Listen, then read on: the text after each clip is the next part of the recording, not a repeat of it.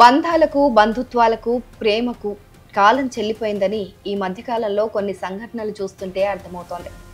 కని పెంచిన తల్లిని నడి రోడ్డు మీద వదిలేస్తారు కొందరు బిడ్డలు. అమ్మలా సాకాల్సిన అత్తను చిత్రహింసలు పెడుతుంది ఓ కోడలు. కన్న తండ్రిని చెంపలు వాచేలా కొడతాడు ఓ కొడుకు. సోషల్ మీడియాను ఫాలో అయ్యే వారికి ఇలాంటి ఘటనలకు సంబంధించి రోజుకో వీడియో తారసపడుతుంది. అయితే తాజాగా తిరుపతిలోనూ ఇలాంటిదే ఒక ఘటన వెలుగు చూసింది. తన ఇద్దరు కొడుకుల నుంచి తనను కాపాడండి అంటూ ఓ తండ్రి వేడుకుంటున్నాడు. వాళ్ళిద్దరూ తనను చంపేస్తామని బెదిరిస్తున్నారని, ఇప్పటికే తనపైన దాడి చేశారని, కాకపోతే వాళ్ళిద్దరూ మైనర్లు కావడంతో పోలీసులు సైతం పట్టించుకోవడం లేదని తండ్రి వాపోతున్నాడు.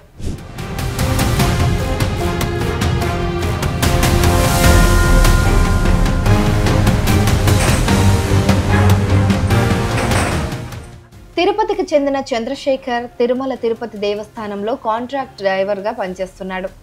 భార్య మీనా కుమారి 12 ఏళ్ల క్రితం తనను పిల్లల్ని విడిచి వెళ్లిపోయిందని చంద్రశేఖర్ చెప్పారు. తన ఇద్దరు కొడుకులు కొన్నాళ్లు తన దగ్గరే ఉన్నారని, ఇటీవల వాళ్ళిద్దరూ తల్లి దగ్గరికి వెళ్లిపోయారని తెలిపారు.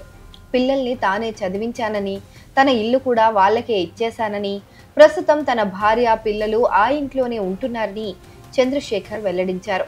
అయితే తన ఉద్యోగాన్ని టీటీడీ పర్మనెంట్ చేస్తుందని తెలుసుకుని ఈ మధ్య గంజాయికి బానిసలైన తన కొడుకులిద్దరూ తనను చంపేసి టీటీడీ ఉద్యోగం పొందాలని, తన మరణాంతరం సంక్రమించే ఆస్తులు చేజిక్కించుకోవాలని చూస్తున్నట్లు ఆరోపించారు. అంతేకాకుండా ఇటీవల తనపైన దాడి చేసి గాయపరిచారని, తాను ఉంటున్న ఇంటిపైన రాత్రి వేళల్లో వచ్చి రాళ్లతో దాడి చేస్తున్నారని చెప్పుకొచ్చారు.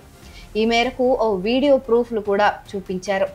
ఈ విషయంలో పోలీసులు పట్టించుకోవడం లేదని, తన పిల్లల నుంచి తనకు ప్రాణహాని ఉందని చంద్రశేఖర్ ఆవేదన వ్యక్తం చేశారు. నా పేరు ఆర్ చంద్రశేఖర్. నేను టీటీడీలో కాంట్రాక్ట్ డ్రైవర్గా పనిచేస్తున్నాను. నాకు మా భార్యకి మధ్య విభేదాలు వచ్చి 12 సంవత్సరాలుగా లేదు. పిల్లకాయలు నాతోనే ఉండి చదివిస్తున్నాను. నేను గత 7 సంవత్సరాలుగా పిల్లకాయలు వెళ్ళిపోయేసి వాళ్ళ అమ్మతో ఉండి నా మీద దాడులకి పాల్పడుతున్నారు. లాస్ట్ దీంట్లో బోర్డు మీటింగ్లో మాకు పర్మనెంట్ అనేసి చెప్పడం జరిగినది. అప్పటి నుంచి ఇంకా మరీ ఎక్కువ నా మీద దాడులు చేసి నన్ను ఈ విధంగా గాయపరుస్తూ వచ్చారు. నిన్ను చంపేస్తాము, నీ కాలు తీయేస్తామనేసి బెదిరిస్తున్నారు. వాళ్ళు గంజాయి తాగేసి వాళ్ళతో పాటు ఒక 5-6 మంది పిల్లకాయలను తీసుకొని వచ్చి రోజు ఇంటికాడికి వచ్చి రచ్చలేయడం జరుగుతూ ఉంది.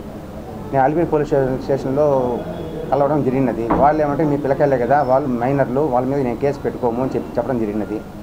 నిన్న సోమవారం నాడు ఎస్పీ గారితో కలిసి వాళ్ళకి నా సమస్య చెప్పుకున్నాను. వాళ్ళు అలిపిరి పోలీస్ స్టేషన్ పంపిస్తాం వెళ్ళండి అని చెప్పారు. అలిపిరి పోలీసు వాళ్ళ దగ్గరికి వెళ్ళి కలిస్తే మీ పిల్లకాయలే కదా, మీ ఇంటి సమస్య ఏమైనా ఉంటే మీరు తేల్చుకొని చెప్పారు.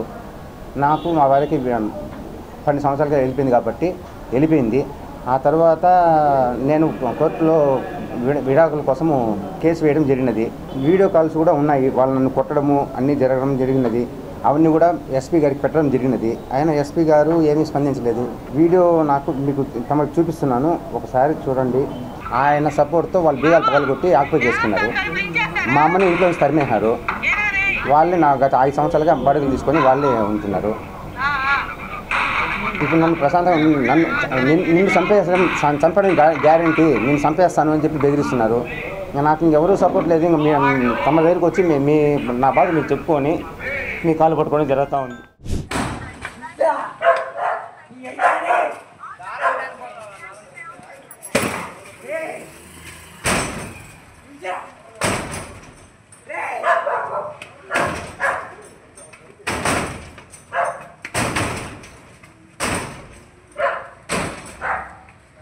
ఏం బాబు దేవస్థానం తలుపు లించేస్తారా?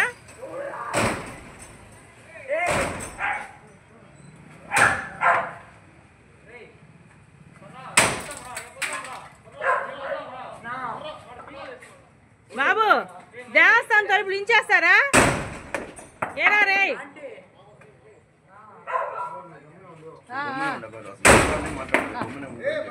సరే సరే.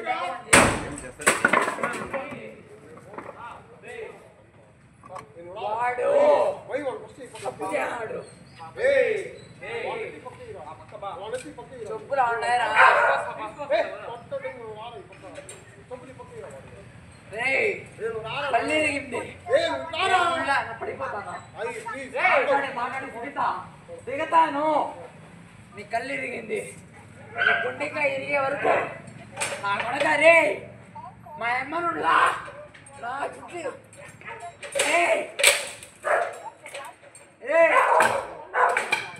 నా కొడక రే చూడు గుర్తు పెట్టుకో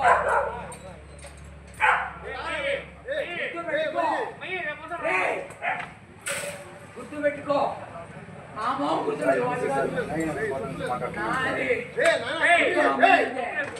అలా మా ఇంటి పక్కనే